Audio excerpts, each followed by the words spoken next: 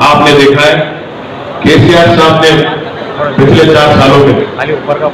ऐसा एक हुकूमत चलाया जिसमें उन्होंने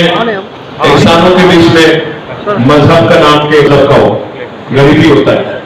तो इसलिए पिछले 4 सालों में जितने भी प्रोग्राम उन्होंने कायम किए, जितने भी प्रोग्राम उन्होंने चालू किए, शुरुआत की,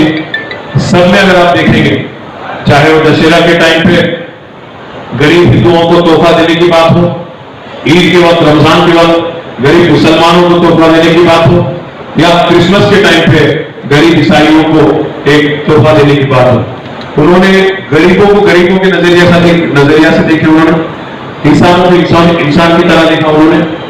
और किसी को कभी, जैसे इससे पहले कांग्रेस या टीडीपी की पार्टी, जो लोग हमेशा हमारे मुसलमान भाइयों को एक वोट डालने वाली मशीन की तरह देखते थे,